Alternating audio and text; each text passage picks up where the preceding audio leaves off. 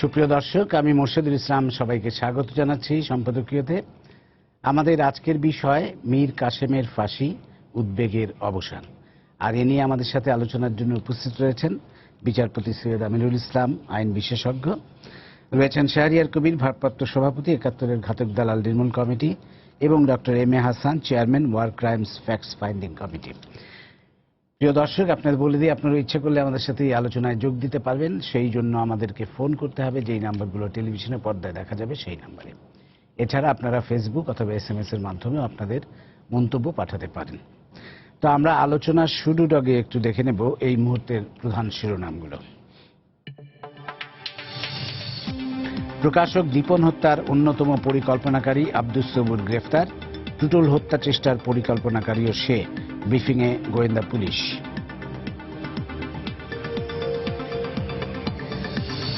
সেনাবাহিনীর অবসরপ্রাপ্ত মেজর জাহিদি রাজধানীর রূপনগরে নিহত জঙ্গি মুরাদ, বলছে এলাকাবাসী।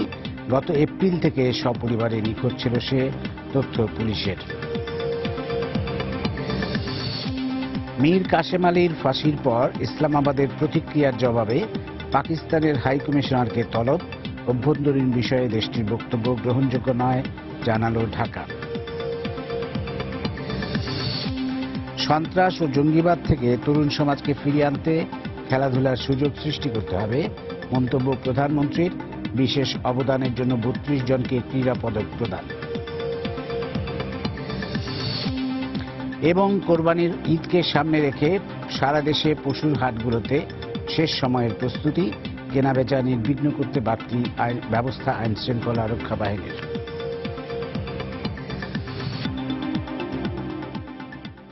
আমরা এবার চলে আসবো আমাদের আলোচনায়। যুদ্ধাপরাধী মীর কাসেম আলীর ফাঁসি কার্যকর হয়েছে গত রাতে, এবং এর মধ্য দিয়ে একটা উদ্বেগের অবসান হয়েছে বলা যায়। কারণ এই ফাঁসিটি নিয়ে কিন্তু যথেষ্ট উদ্বেগের সৃষ্টি হয়েছিল। নানান ঘটনা, অনেক দীর্ঘসূত্রিতা, এবং তার যে আর্থিক অর্থ দিয়ে সে সবকিছুই কিনে ফেলতে পারে এমন একটা অবস্থা, এটি নিয়ে একটা উদ্বেগ সৃষ্টি হয়েছিল। বিশেষ করে বিচার চলাকালীন সময় আপিল বিভাগে আপিল নিষ্পত্তি হওয়ার সময় প্রধান বিচারপতির কিছু মন্তব্যের কারণে একটা উৎকণ্ঠা সৃষ্টি হয়েছিল অনেকের মধ্যে। এবং সেই পরিপ্রেক্ষিতে আবার দুজন মন্ত্রী যে বক্তব্য দিয়েছেন সেটা আদালত অবমাননার সামিল হয়েছে, তার জন্য তাদের সাজা দেওয়া হয়েছে, জরিমানা করা হয়েছে, ইত্যাদি ইত্যাদি নানা ঘটনার মধ্য দিয়ে সারা জাতি কিন্তু একটা উদ্বেগের মধ্যে ছিল। তো যাই হোক, অবশেষে ফাঁসিটা কার্যকর হয়েছে। আমি বিচারপতি সৈয়দ আমিনুল ইসলাম আপনাকে বলবো, আপনি যদি এই নিয়ে কিছু বলেন। এখন আমরা এই মীর কাসেমের মামলা নিয়ে যে জনগণের মধ্যে যে উদ্বেগ উৎকণ্ঠা ছিল, তার একটা অন্যতম প্রধান কারণ ছিল, সে ছিল জামাতের অর্থের যোগানদাতা। এই জামাতের এবং যুদ্ধবিরোধী যতগুলি সংগঠন আছে তার সমস্ত কিছু অর্থ, তার এত সম্পদের পাহাড় দেশে বিদেশে এবং বিভিন্ন জায়গায় লবিস্ট নিয়োগ করে।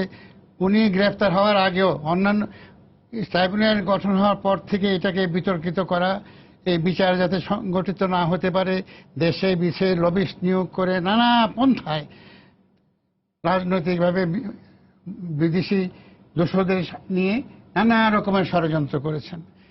করার পর আলটিমেটলি যাই হোক তার বিচার হলো। বিচার হওয়ার পর আপিল হওয়ার পরে আপিলে মাননীয় সুপ্রিম কোর্টে একটা মন্তব্য দিলেন প্রসিকিউশন সম্বন্ধে। এইটা একটা আইনের বিধান হলো, একটা মামলা পরিচালনা করার একটা জাজমেন্ট দেওয়ার সময় যদি দেখা যায় যে প্রসিকিউশন টিম অথবা ইনভেস্টিগেশন টিম কোথাও কোথাও ভুল করেছে বা তাদের আরো দক্ষ হওয়া উচিত ছিল, আরো কিছু আলামত, এই আলামত তারা সংগ্রহ করতে পারতো, এখানে তাদের একটা ব্যত্যয় ঘটেছে, এরকম অবজারভেশন দিতে পারে। এটা কিন্তু ওদের এখতিয়ারের মধ্যে। এবং এটা হলো ডাইরেক্টরি, যেমন বললো যে হ্যাঁ এখানে তদন্ত কর্মকর্তার এই সরকারের এইগুলি একটু দৃষ্টি নেওয়া উচিত বা তাকে পরিবর্তন করা উচিত, এরকম দিতে পারে। কিন্তু এটা সরকার বা এক্সিকিউটিভের বাধ্যকর না। এটা একটা জাস্ট যে একটা মন্তব্য দিল যে এদের দক্ষতা যদি আরো ভালো হতো তাহলে মামলাটা আরো শক্ত হতো। কিন্তু একটা জিনিস আমাদের মনে রাখতে হবে, আমরা জানি নুরেমবার্গ ট্রাইব্যুনালে চিফ প্রসিকিউটরের 175 জন ছিল সহকারী। আর এখানে আমরা যখন বিচারটা আরম্ভ করি আমাদের কোনো পূর্ব অভিজ্ঞতা নাই, আমরা 30-35 জন, প্রথমে তো 10-15 জন, পরে 30-35 জনকে নিয়ে, যাদেরকে নিয়ে আমরা এই বিচার আরম্ভ করি, আমরা তো একেবারে প্রথম অবস্থায় এটা নিয়েছিলাম। দেখেছি আমাদের কারোই কোনো অভিজ্ঞতা ছিল না, এই আইনটা সম্বন্ধে আমাদের কোনো স্বচ্ছ ধারণা ছিল না, বিচারকদেরও কোনো স্বচ্ছ ধারণা ছিল না। পর্যায়ক্রমে আলাপ আলোচনার মাধ্যমে আমরা একটা পর্যায়ে আসছি এবং দেখা যাচ্ছে যে আমাদের দেশে যে প্রচলিত আইনে যে সমস্ত ফৌজদারি বিচার হচ্ছে, ফৌজদারি দণ্ডবিধি অনুযায়ী এবং ক্রিমিনাল প্রসিডিউর কোড অনুযায়ী, সেখানে সাকসেস হলে 100টা কেসে 3টা কেসে সাজা হয়, 97টা কেসে আপনার আসামি খালাস পায়। এখানে শত দুর্বলতা যদি বলেও নেই যে আমাদের দুর্বলতা আছে, অদক্ষতা আছে, কারণ মানুষ তো অল পারফেক্ট না। আমি যখনই কাজ করতে যাই আমাদের কোথাও কোথাও একটা ব্যত্যয় ঘটতে পারে, কিন্তু দেখা যাবে যে আমি মূলত আসল কাজটা করতে পেরেছি কিনা, এবং দেখা যাচ্ছে তাদের শতভাগ সাকসেস। আজ পর্যন্ত এমন একটা মামলা হয় না ট্রাইব্যুনালে সেই মামলায় আসামি খালাস পেয়েছে। সুতরাং এটা একটা আমাদের জন্য একটা অত্যন্ত গ্রেট অ্যাচিভমেন্ট। এটা অন্য কোথাও এই সীমিত জনবল, এই কোনো লজিস্টিক সাপোর্ট নাই, অর্থ নাই, সরকারের সহযোগিতা সীমিত, নিরাপত্তা নাই, আমরা সাক্ষী সুরক্ষা আইন করার জন্য কবে থেকে বলে আসছি, এই সমস্ত কিছু উপেক্ষা করে তারা যে সাহসিকতার সাথে, যে নিষ্ঠার সাথে এই কাজটাকে এতদিন আনছে, এইটাতে আমি মনে করি যে কোথাও কোথাও তো দুর্বলতা আমার সবারই থাকে, থাকা সত্ত্বেও তারা দে ডিজার্ভ ক্রেডিট। জাতি হিসাবে আমরা তাদেরকে একটা ধন্যবাদ দিতে পারি যে তোমরা তোমাদের সীমিত সম্পদ নিয়ে যেই নিষ্ঠার সাথে তারা যে রাত দিন, আমি অনেক জানি 9টা 10টা 11টা 12টা পর্যন্ত রাত্রে কাজ করেছে, কোনো দিন রাত্রে হয়তো 2 ঘন্টা 4 ঘন্টা ঘুমাইছে, এইভাবে তারা পরিশ্রম করে আজকে একটা পর্যায়ে আসে। আজকে আমরা তাদেরকে অদক্ষ করি না, তারা এখন কিন্তু বিশ্বের কাছে আজকে এই ওয়ার্ক ট্রাইব্যুনালের ব্যাপারে বাংলাদেশ একটা অনুসরণীয় দৃষ্টান্ত স্থাপন করেছে। সুতরাং সেই দিক দিয়ে আমাদের কিন্তু একটা বিরাট অর্জন এই বিচারটায়। তো এইখানে আমরা তো শঙ্কিত ছিলাম এই জন্যে যে আমরা তো উন্নয়নশীল দেশে যাচ্ছি, এটার মধ্যে রাজনীতি জড়িত, দেশি বিদেশি কূটনৈতিক জড়িত, অর্থ জড়িত। কারণ কখন কোথায় এই যে ষড়যন্ত্রটা, বিভিন্ন স্তরে বিভিন্নভাবে ষড়যন্ত্র, কোথায় কখন কি ঘটে যায়, এটা নিয়ে আমাদের মনে একটা শঙ্কা ছিল, উদ্বেগ ছিল সাধারণ মানুষ হিসেবে। কারণ নানা রকম ঘটনায় তো মানুষের নানা রকম হয়। যাক, শেষ ভালো যায় সব ভালো, তো সেই উদ্বেগ, আজকে আমরা উদ্বেগ থেকে বেঁচে গেছি, বিচার সম্পন্ন হয়েছে, ফাঁসি কার্যকর হয়েছে, আমরা আজকে একটা সুস্থির নিঃশ্বাস ফেলছি।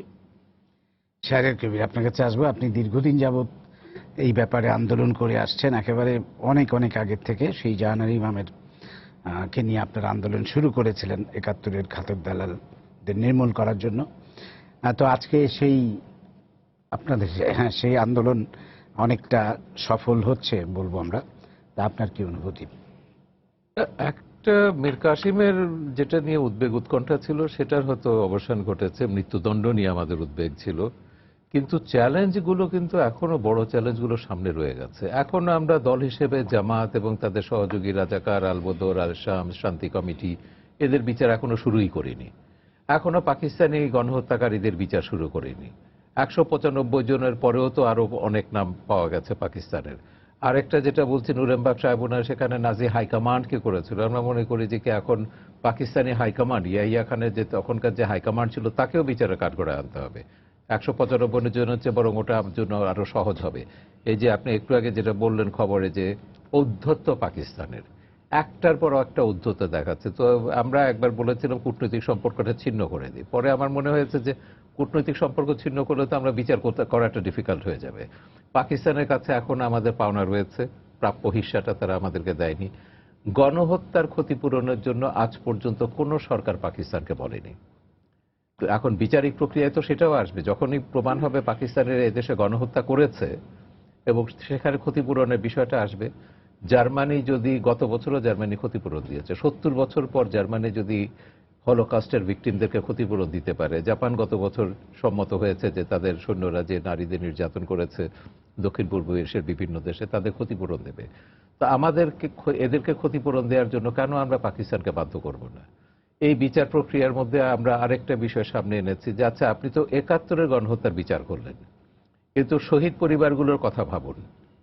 শতকরা ৯৯% শহীদ পরিবারের একমাত্র উপার্জনক্ষম ব্যক্তিকে হারিয়েছেন, রাস্তার ভিখিরিতে পরিণত হয়েছেন, সন্তানদের দুমুঠো খেতে দিতে পারেননি, পড়াশোনা তো অনেক দূরের কথা। আমরা ২ সপ্তাহ আগেও সোহাগপুর গেছিলাম, কি হত দরিদ্র চেহারা। ৩ বছর আগে যখন গেছি যারা বেঁচে ছিল তাদের অনেকেই ৩ বছরে মারা গেছেন, ভিকটিমরা মারা যাচ্ছেন, শহীদ পরিবার বিচার প্রত্যাশী যারা ছিলেন স্বজন হারিয়েছেন তারা মারা যাচ্ছেন। এবং এই যে ৪৫ বছর তাদের যে দুর্বিষহ দুঃসহ জীবনযাপন, এর ক্ষতিপূরণটা কিভাবে হবে? সেই জন্য আমরা বলেছি গণহত্যাকারীদের যাবতীয় স্থাবর অস্থাবর সম্পত্তি বাজেয়াপ্ত করে শহীদ পরিবার বা যুদ্ধের যারা নির্যাতিত হয়েছেন নারীদের বিতরণ করতে হবে, তাদের কল্যাণে ব্যয় করতে হবে। সেটা করতে গেল আইন সংশোধন হবে। ট্রাইব্যুনালের ২টো রায় বলা হয়েছে তারা ক্ষতিপূরণের পক্ষে এবং এটাদের সম্পদ যেটা বাজেয়াপ্ত করার পক্ষে। যেহেতু আইন নেই এখানে, সেজন্য আইন করতে হবে। আইনমন্ত্রীকে আমরা গত জানুয়ারি মাসেও এ নিয়ে চিঠি দিয়েছি এবং তিনি বলেছেন এটা দেখবেন, একটু সময় চেয়েছেন। কিন্তু এই চ্যালেঞ্জগুলো কিন্তু আমাদের সামনে রয়ে গেছে। মীর কাসিমের মৃত্যু হয়েছে, দণ্ড হয়েছে, তার যে টাকার খেলা সেটা কি এত সহজে বন্ধ হবে? বিচার চলাকালে আমরা একভাবে দেখেছি, কিন্তু তিনি তো রেখে যাচ্ছেন তার রাজনৈতিক উত্তরাধিকার, পারিবারিক উত্তরাধিকার, সম্পদের উত্তরাধিকার রেখে যাচ্ছেন। এই সম্পদ তো আরো শত শত মীর কাসিম তৈরি করবে, শত শত সন্ত্রাসের ঘটনা ঘটবে। আমরা কি ১৩ সাল থেকে মীর কাসিমের গ্রেফতারের পর থেকে ঘটনাগুলো ভুলে গেছি কি কি তারা করেছে? সর্বশেষে যে হোলি আর্টিজান গুলশানের যে ঘটনা, তো এইগুলো তো আরো ঘটবে এবং আমাদের রাষ্ট্রীয় নিরাপত্তার উপর বারবার আঘাত করছে এই অর্থ। তো সেইখানে আমার মনে হয় যে কি অবিলম্বে সরকারকে দ্রুত কতগুলো সিদ্ধান্ত নিতে হবে। একটা হচ্ছে ওই যে আইন করা, এদের সম্পদ যেটা হচ্ছে বাজেয়াপ্ত করার ব্যাপারে। আরেকটা হচ্ছে এই সম্পদের হিসেবটা নেয়া। দেশে বিদেশে আজকেই খবরের কাগজে আমরা দেখলাম, হ্যাঁ এনবিআর এর হিসাব হচ্ছে ১,৫০০ কোটি টাকার সন্ধান তারা এনবিআর এর হিসেব মতে। আর জনকণ্ঠের একটা খবর হচ্ছে তারা ১৪,০০০ কোটি টাকার হিসেব দিচ্ছে। কিন্তু এর বাইরেও যা আছে, সুইস ব্যাংকে কত টাকা আছে আমরা জানি, তারা আমেরিকাতে, বা ওই যে ২৫ মিলিয়ন যে ডলার দিল ক্যাসিডিয়ান অ্যাসোসিয়েটসকে, কোত্থেকে এই টাকাটা গেল? বাংলাদেশ থেকে যায়নি, এটা আমরা খবর পেয়েছি না। সেটা আমেরিকা থেকে গেছে না, পাকিস্তান থেকে গেল, সৌদি আরব থেকে গেল না, যে সুইস ব্যাংক থেকে গেল, সেটা জানতে হবে আমাদের। কারণ এই টাকাটা কিন্তু বাংলাদেশের বিরুদ্ধে খরচ হচ্ছে, আমাদের সরকার উৎখাতের জন্য তারা এই খরচগুলো করছে। সেই জন্য আমরা বলেছি সরকারকে একটা উচ্চ পর্যায়ের কমিশন গঠন করে, এটা দুদককে দেওয়া হবে না, কমিশন গঠন করে মীর কাসিম আলীদের, এই সাকা চৌধুরী, এদের সম্পদ কোথায় কি পরিমাণ আছে সেগুলো সরকারের নিয়ন্ত্রণে আনতে হবে। তবে আমার মনে হয় বিচারটা যে বাধাগুলো আছে সেই বাধাগুলো আমরা অনেকটা অতিক্রম করতে পারবো। তারপর একটা দুটো ট্রাইব্যুনাল ছিল, আপনি ভাবুন একটা ট্রাইব্যুনাল করে দিয়েছে। এখন দরকার ট্রাইব্যুনালের সংখ্যা আরো বাড়ানো, ২ থেকে ৩টে করা দরকার। হ্যাঁ, দক্ষ আইনজীবীর অভাব আছে, এগুলো আমরা মানি, কিন্তু দক্ষতা তো তৈরি করা যায়। প্রশিক্ষক তো রয়েছেন এখানে, বিচারপতি আমিরুল ইসলামের মতন এরকম দক্ষ ব্যক্তিরা আছেন যারা এদেরকে প্রশিক্ষণ দিতে পারেন। সেটাও কিন্তু ব্যবস্থাগুলো আমরা নাই। আমরা শুরু করেছিলাম কিন্তু সরকার কোনো সহযোগিতা আমাদের করেনি, বন্ধ হয়ে গেছে। এই চ্যালেঞ্জগুলো কিন্তু আমাদের সামনে রয়ে গেছে। সেজন্য যে অনেকে বলছে যে একটা আত্মতৃপ্তি, যাক সব শীর্ষস্থানীয় জামাতের সব বড়দের এসেছে, আমরা একটা আত্মতৃপ্তির ঢেকুর তুলছি, আমার মনে হয় না ওই আত্মতৃপ্তি সুযোগ এখন এসছে। ধন্যবাদ ডক্টর এম এ হাসান। আপনি দীর্ঘদিন যাবত এই বিষয়ে গবেষণা করছেন, আপনার মতামতটা কি?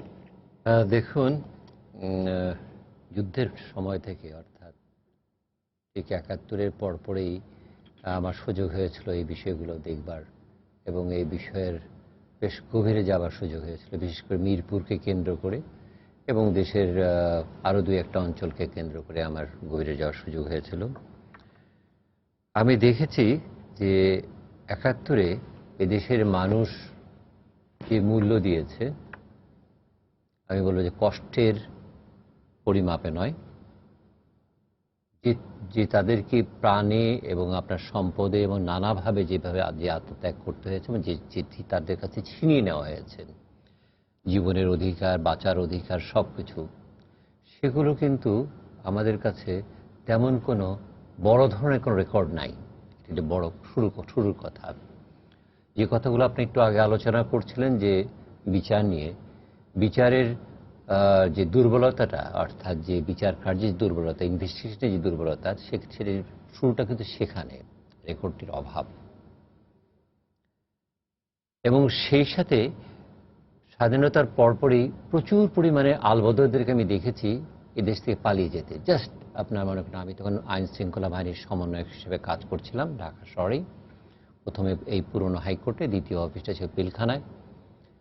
আমি ঘটনাক্রমে কাউকে ব্যক্তিগতভাবে চিনতাম, যেমন ঢাকার ইমরানকে আমি চিনতাম, ঢাকা মেডিকেলের ফেদাউল ইসলাম, রেজাউল ইসলাম ইত্যাদি ইত্যাদি অনেকে আমার জানা ছিল, যা সালাউদ্দিন উইংয়ের প্রধান ছিল।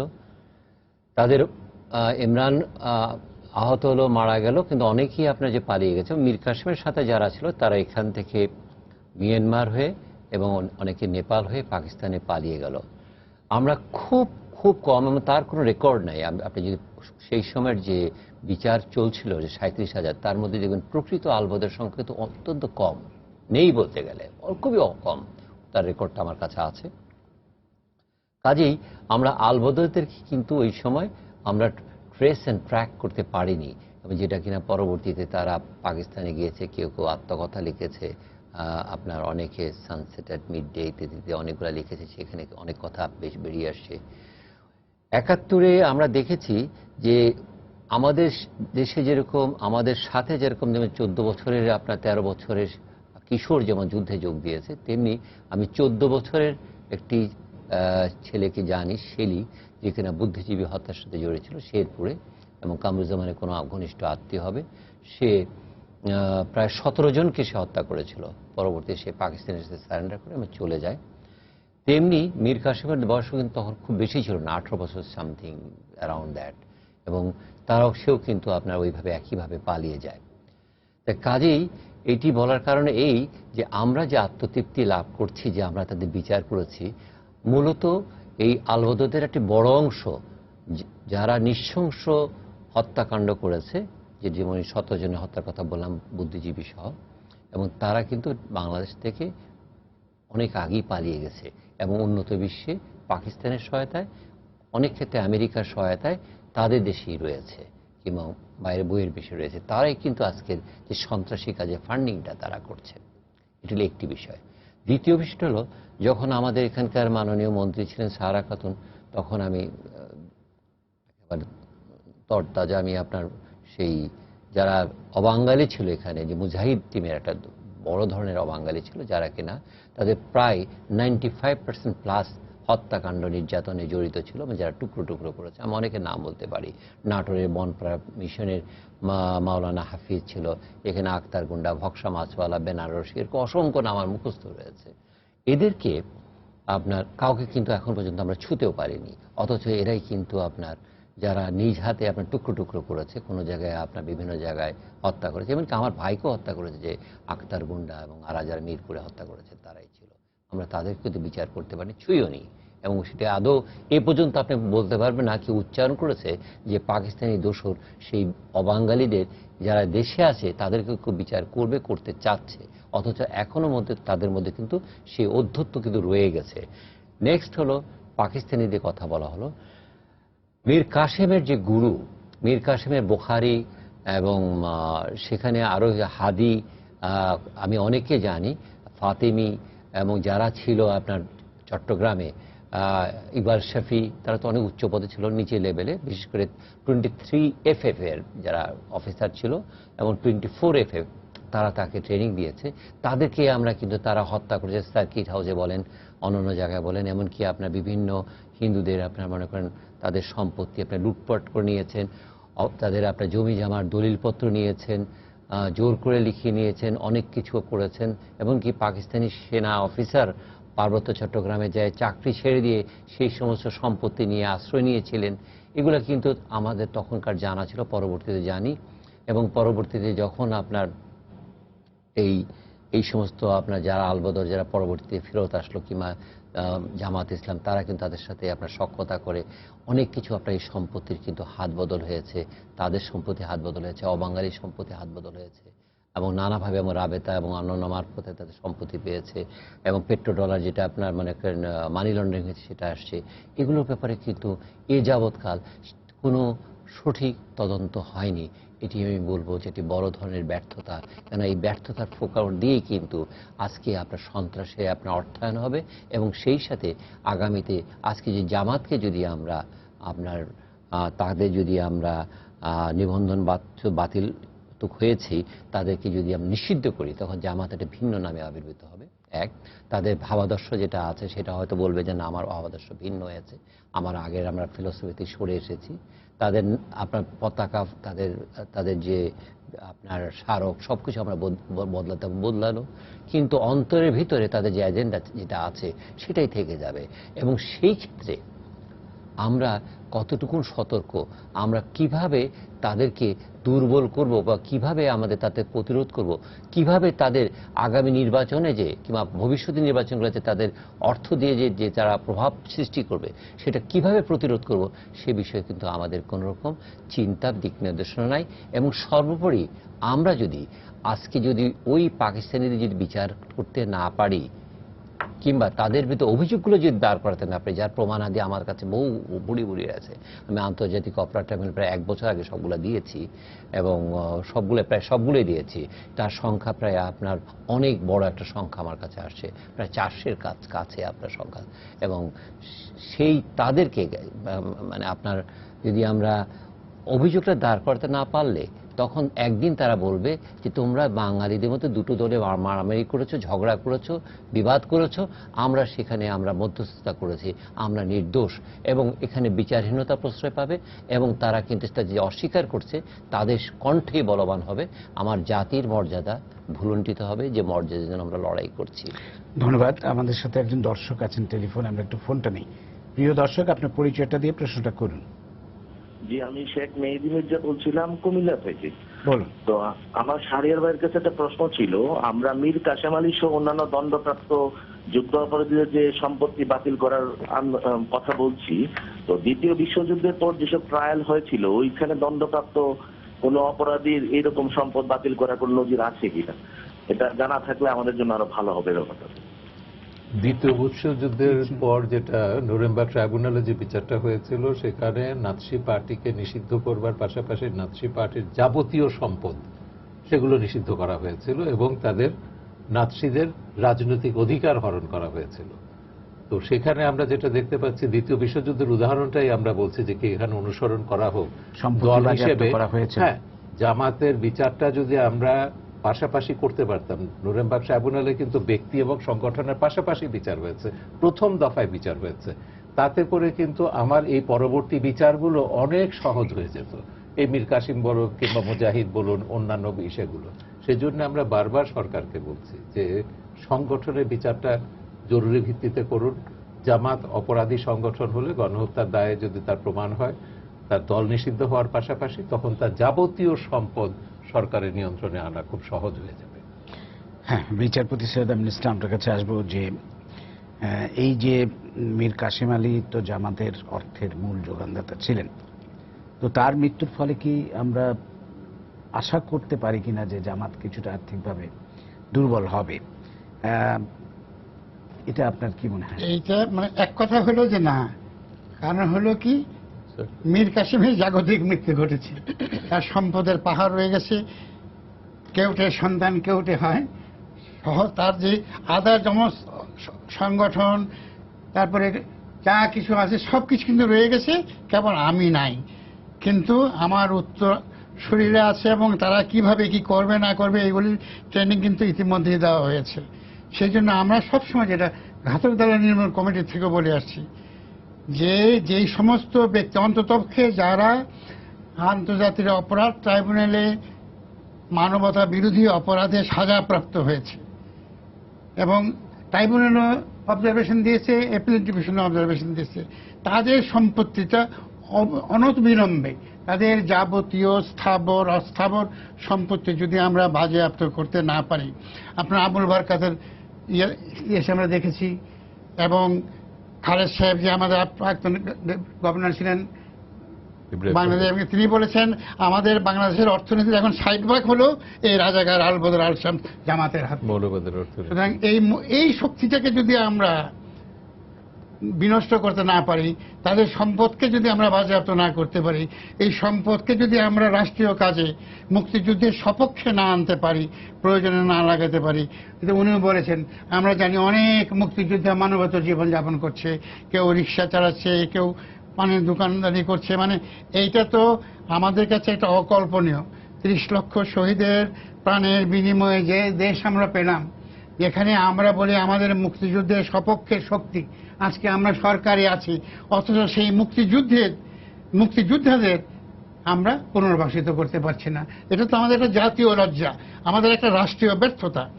সুতরাং ডাক্তার সাহেব যে কথাগুলি বলেছেন এগুলো কিন্তু অত্যন্ত প্রয়োজন। এইদিকে এখন আমাদের আত্মতৃপ্তির কোনো অবকাশ নাই। প্রথম সারির কিছু ব্যক্তিকে আমরা সাজা দিয়েছি, ফাঁসি দিয়েছি, কিন্তু আমাদের আসল কাজ বিরাট অনেক বেশি, এবং সেটা আমাদের এখন ধাপে ধাপে ধরতে হবে। উনি যে সমস্ত কথাগুলি বলেছেন এগুলি কিন্তু সরকারকে বিবেচনায় নিতে হবে, এটা কৌশল ঠিক করতে হবে, পরিকল্পনা তৈরি করতে হবে, করে আমাদেরকে ধাপে ধাপে এগোতে হবে। এবং প্রথম পর্যায়ে হবে আমাদের তাদের সম্পদকে বাজেয়াপ্ত করা। আমরা আফ্রিকাতে দেখেছি, তারা আইন করে যাবতীয় সম্পদ বাজেয়াপ্ত করে ক্ষতিগ্রস্তদেরকে দিয়েছেন এবং রাষ্ট্রীয় কোষাগারে নিয়েছেন। আন্তর্জাতিক উদাহরণ আমাদের সামনে আছে। তো কিন্তু আমরা কেন এই পদক্ষেপটা নিচ্ছি না, যেখানে এই সরকার জনগণের সরকার, স্বাধীনতার সপক্ষে সরকার, মুক্তিযুদ্ধের সপক্ষের সরকার, তারা কেন এই ব্যাপারে পিছিয়ে আছেন?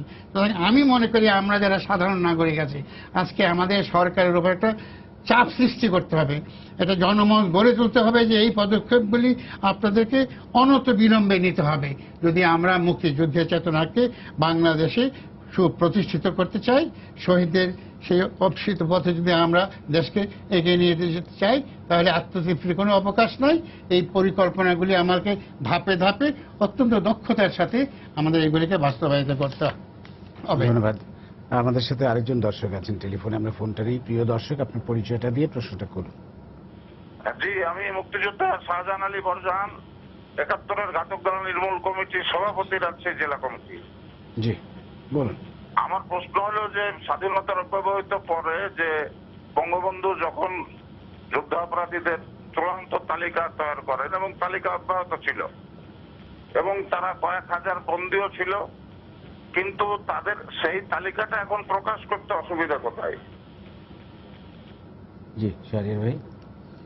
না, ওই যে 11,000-এর যে তালিকার কথা বলা হচ্ছে, এটা আমরা ট্রাইব্যুনাল শুরু হওয়ার আগেই আমরা এটা খোঁজ খবর নিয়েছিলাম। এটা যেটা স্বরাষ্ট্র মন্ত্রণালয় থেকে বলা হয়েছে যে বেশিরভাগ সময় তো তারাই ক্ষমতায় ছিল, সেই তালিকাটা এখন পাওয়া যাচ্ছে না। কিন্তু সেই তালিকা পাওয়াটা খুব জরুরি বলে আমি মনে করি না। এই তালিকার বাইরে এই যে নিজামীর নাম যদি আপনি বলেন, নিজামীর নাম কিন্তু সেখানে নেই। তো সেই জন্য এই তালিকায় অনেকের নাম নেই, যেটা পরবর্তীকালে এসছে। ওই যে 95 জন, 195 জন যে পাকিস্তানের কথা বলা হয়েছে, তার বাইরেও তো অনেক পাকিস্তানি যুদ্ধাপরাধী আছে, যেটা হাসান সাহেব যেটা বললেন। ফেরদৌসি প্রিয়ভাষীরই যাদের নাম বলেছে, তাদের একজনের নামও কিন্তু ওই 195 জনের তালিকায় নেই। তালিকাটা এখন তদন্ত হচ্ছে, বিচার শুরু হয়েছে, নতুন করে করতে হবে।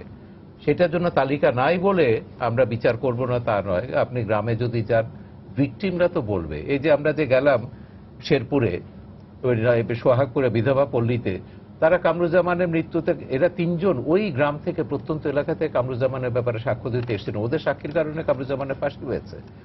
তারা বলছেন, আচ্ছা কামরুজ্জামানের তো ফাঁসি হলো, কাদের ডাক্তারের কি হবে? এখন কামরুজ্জামান গণমাধ্যমে একটা তারকা গণহত্যাকারী। এখন কাদের ডাক্তার ওইভাবে পরিচিত নয়, এলাকার মানুষ ছাড়া কেউ তার নাম জানে না। কিন্তু ভিকটিমের কাছে কামরুজ্জামানের চেয়ে কাদের ডাক্তার কোনো অংশে কম নৃশংস নয়। বিচার তার হতে হবে। সেজন্য আমরা বলছি যে নতুন করে তালিকা হোক না। তদন্ত সংস্থার কাছে এখন বোধহয় 700-র মতো নাম আছে, কিন্তু এই নাম আরো বাড়বে, তদন্ত করতে গেলে আরো বাড়বে। সেই জন্য আমরা বলছি আমাদের রসদ বাড়াতে হবে, তদন্ত সংস্থা আরো দক্ষ লোক নিয়োগ করতে হবে, আমাদের প্রসিকিউশন আরো দক্ষ লোক, আইনজীবী নিয়োগ করতে হবে, এবং ট্রাইব্যুনালের সংখ্যা বাড়াতে হবে। 2টা ট্রাইব্যুনালকে একটা করা হয়েছে কেন আমরা এখনো বুঝতে পারি না।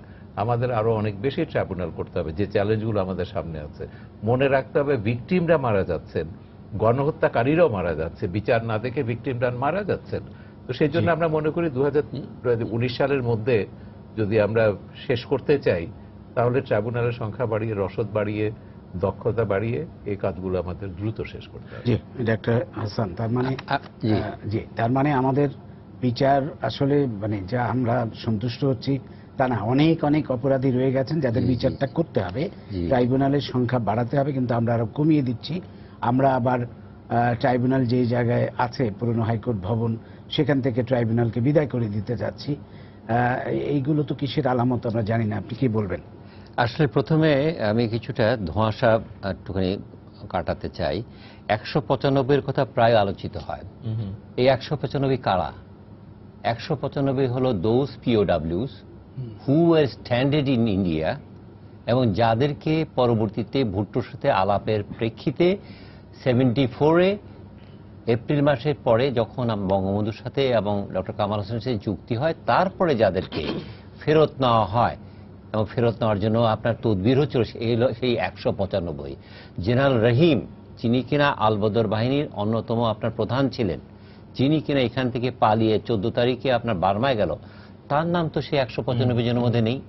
আমি একটা উদাহরণ দিচ্ছি, আমি এরকম আরো অনেকের নাম জানি, ভয়াবহ অপরাধী যা শীর্ষ যারা আপনার অপরাধী, মাস্টার মাইন্ড যারা, তাদের নাম তো সেখানে নাই। কাজেই এই 195-এর জন্য আলাপ করে আপনার মনে করেন আপনি কিন্তু আরেকটি ভাবে অনেক লোককে কিন্তু আপনি একটি ইম্পিউনিটি দিচ্ছেন, অর্থাৎ তুমি বিচারের বাইরে, তাকে একটা রক্ষা কবচ দিচ্ছেন। দিস ইজ ভেরি মাচ রং। এই বিষয় থেকে আমাদের বেরিয়ে আসা উচিত। যেমন ওই সিমলা চুক্তি নিয়ে অনেক ধোঁয়াশা রয়েছে, তেমনি এটা একটি বড় ধরনের ধোঁয়াশা। দ্বিতীয় বিষয়টি হলো যে আপনার কাদের বিচার করছি। আমি যেমন ধরি বাগেরহাটে রজব আলী বলে একটা ভয়াবহ একটা অপরাধী ছিল, সে মৃত্যুবরণ করেছে, তার ছেলেপেলেরা ডাক্তার, অনেক উচ্চ পদে আছে। আর একজন সেখানে সিরাজ মাস্টার, তার কাছে সিরাজ মাস্টারকে আমি 2000 সনে আমি সিরাজ মাস্টারকে আমরা ট্র্যাক করেছিলাম।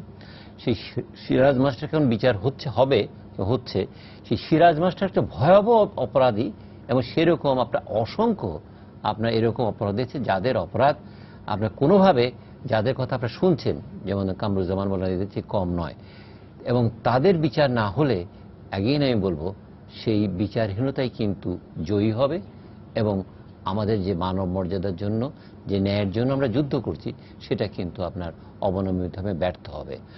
এই প্রেক্ষাপটে বিচারটি কিভাবে হবে, কোন বিচারটি কখন হবে, এবং কোনটি প্রায়োরিটি পাবে, এবং কি প্রক্রিয়ায় গেলে সকল বিচারটিকে আমরা সাম আপ করতে পারবো, উইন্ড আপ করতে পারবো, এবং কবে, কিভাবে, কোন ফেজে, সেটির একটি সুষ্ঠু পরিকল্পনা হওয়া উচিত। এবং এটি এক ব্যক্তির সিদ্ধান্তে নয়, এটি গ্রুপ ডিসকাশনের মাধ্যমে, নিবিড় আলোচনার মাধ্যমে, মাল্টিপল এক্সপার্টের আলোচনার মাধ্যমে এটি হওয়া উচিত। আর এক্ষেত্রে যেটা আলোচিত হলো যে আজকে যে পুরানো high court, this has become a symbol, এবং এটিকে কোনো অবস্থাতে আপনার এখান থেকে সরানো যাবে না। এই বিষয়ে আমি মনে করি যে অধিকাংশ যারা এই যুদ্ধাপরাধ নিয়ে কাজ করছে, তারা সবাই আপনার এই বিষয়ে আমার একমত পোষণ করবেন। এবং যেটি প্রথম থেকে আমরা বলছিলাম যে এই অল্প কয়েকটি আদালতে হবে না, তবে আরেকটি বিষয় প্রয়োজন, যেটি আগে কথা হচ্ছিল, প্রত্যেকটা যুদ্ধের পরে তো আরও কিছু বিষয় এসে যায়। যেমন কানাডিয়ান রিড্রেস এগ্রিমেন্ট ছিল, যে রিড্রেস এগ্রিমেন্টের অধীনে আজকে থেকে প্রায় 15 বছর আগে আপনার এই রিড্রেস এগ্রিমেন্ট আমরা 2004 সনে আমি এর সাথে সম্পৃক্ত ছিলাম, যেটা কিনা আপনার কোরিয়ান যারা ভিকটিম ছিল, সেক্স স্লেভ, তাদেরকে রিপারেশন দেওয়া হয়েছিল। আমাদের দেশে যারা নির্যাতিত নারী, তাদের রিপারেশনের বিষয়ে অবশ্যই আমাদের মনে হয় পাকিস্তানকে দিতে হবে। অ্যান্ড যারা ডেভেলপ ওয়ার্ল্ড, যাদের ব্যর্থতার কারণে ওই সময় পাকিস্তান আমাদের উপরে নারী নির্যাতন করতে পেরেছে, এবং যারা আপনার এই বিষয়ে আপনার মনে করেন কোন রকম সুরক্ষা দিতে আপনার ব্যর্থ হয়েছে, তাদেরও কিন্তু এই বিষয়ে কিন্তু আপনার মনে করেন অংশগ্রহণ করতে হবে। ধন্যবাদ। আমাদের সাথে আরেকজন দর্শক আছে, আমরা দ্রুত ফোনটা নিয়ে নিই, সময় বেশি নেই। প্রিয় দর্শক, আপনার পরিচয়টা দিয়ে প্রশ্ন করুন। আসসালামু আলাইকুম। ওয়ালাইকুম আসসালাম। আমি চট্টগ্রাম থেকে শহীদ বলছিলাম। বলেন। আমার একটা প্রশ্ন হচ্ছে অতিথিদের কাছে, যেসব যুদ্ধ অপরাধীদেরকে বর্তমানে ফাঁসি দেওয়া হচ্ছে, তাদের আত্মীয় স্বজন এবং তাদের থেকে উপকারিত হয়েছে এই ধরনের অনেক লোক বিভিন্ন মন্ত্রণালয়ে, বিভিন্ন সরকারি প্রতিষ্ঠানে চাকরিরত আছে। এদের তালিকা সরকারে করছে কিনা? আর এরা তো যে কোনো এক সময়, যে কোনো সময় এদের একটা অঘটন ঘটাতে পারে। ধন্যবাদ। ধন্যবাদ বিচারপতি আমিনুল ইসলাম, আপনি একটু। এইটা নিয়ে কিন্তু আমরা বহুদিন ধরে কথা বলে আসছি। এই যে আমরা ট্রাইব্যুনাল করলাম, আন্তর্জাতিক অপরাধ ট্রাইব্যুনাল, সেখানেও কিন্তু ওদের লোক ছিল। আমরা অনেক তদবির করে, দরবার করে ওগুলি করেছি, এবং প্রশাসনের অনেক কি পজিশনে এখনো স্বাধীনতা বিরোধী শক্তিরা আছে, এবং গুরুত্বপূর্ণ পদে আছে। সেই জন্য আমরা বারবার বলছি সরকারকে যে একটা কমিশন করা উচিত, করে এদের অতীত ইতিহাস নিয়ে তাদেরকে একটা তালিকা করে এদেরকে প্রশাসন থেকে বাদ দেওয়া উচিত। আরেকটা কথা আমি সব প্রসঙ্গে বলতে চাই, যে সারেন্ডার ডকুমেন্টে সেখানে কিন্তু কথা ছিল যারা সারেন্ডার করলো তারা কিন্তু আর এই দেশে রাজনীতি করার কোনো অধিকার তাদের ছিল না। সেই অর্থে জামাত, আল বদর, আল শামস এদের কিন্তু ওই দলিলের ভিত্তিতে বাংলাদেশে রাজনীতি করার কোনো অধিকার নাই। এই দিকটাতেও কিন্তু আমাদের সরকার নজর দিচ্ছেন না। আমি সরকারের দৃষ্টি আকর্ষণ করব এই সাধারণ নাগরিক হিসাবে, যে আল বদর, আল শামস, এই জামাত, শিবির এদের বাংলাদেশে এখন রাজনীতি করার কোনো অধিকার নাই। সেই অধিকারটা তাদের হরণ করতে হবে। এটা কনস্টিটিউশনে ছিল না। জি শাহরিয়ার ভাই, আমাদের হাতে সময় কম। এই যে আমরা দেখেছি যে এই মীর কাসেমের তার মৃত্যুদণ্ড কার্যকর করার আগে কিছু ঔদ্ধত্যপূর্ণ কথা তিনি বলে গেছেন। তিনি বলেছেন যে যারা আমাকে অন্যায়ভাবে ফাঁসি দিচ্ছে তাদের একদিন পরাজয় ঘটবে এবং ইসলামের জয় হবে, ইত্যাদি ইত্যাদি। তার পরিবারের সদস্যরাও তার 2 মেয়ে যে স্ট্যাটাস দিয়েছে সেইখানেও এই ধরনের আমি মোর্শেদ একদম নির্দিষ্টভাবে বলতে চাই যে তারা দাবি করেছে মীর কাসেম শহীদ। মীর কাসেম নিজেও বলছে তিনি শাহাদতের। এখন রাষ্ট্র যদি মেনে নেয় মীর কাসেম শহীদ, তাহলে বলতে হবে 30 লক্ষ দুষ্কৃতকারীর রক্তের বিনিময়ে বাংলাদেশ স্বাধীন হয়েছে। এখন এখানে রাষ্ট্রের ভূমিকাটা কি হবে? মীর কাসিমরা ওখানে, কাদের মোল্লার ওখানে শহীদ কবরের মধ্যে কবরের শহীদ লেখা হয়েছে। এরা শহীদ শব্দ ব্যবহার করতে পারবে না। এদের পরিবারের কেউ যদি বলে বারবার আমরা মুক্তিযুদ্ধ অস্বীকার অপরাধ আইন কেন করতে বলছি, এই কারণে আপনি মুক্তিযুদ্ধের শহীদের অবমাননা করবেন এবং এই বাংলাদেশে থাকবেন, এটা হতে পারে না। এটাকে আমরা ওই যে যাবজ্জীবন শাস্তির কথা বলেছি, সেই শাস্তির আওতায় আনতে হবে, না হলে এই ধৃষ্টতাগুলো বন্ধ করা যাবে না। ধন্যবাদ। আমরা আশা করব যে সবকিছুই সুন্দরভাবে চলবে এবং আমরা এখানেই বন্ধ করে দেব না। আমাদের এই যুদ্ধাপরাধীদের বিচার চলতেই থাকবে এবং আমাদের এই দেশ থেকে সকল যুদ্ধাপরাধীর নিশ্চিহ্ন না হওয়া পর্যন্ত আমরা এই বিচার কার্যক্রমটা চালিয়ে যেতে পারব। আপনাদের অসংখ্য ধন্যবাদ। প্রিয় দর্শক, সবাইকে শুভেচ্ছা জানিয়ে শেষ করছি আজকের সম্পাদকীয়। আগামীকাল আবারও দেখা হবে রাত 10টায়। দেখার আমন্ত্রণ রইল। শুভরাত্রি।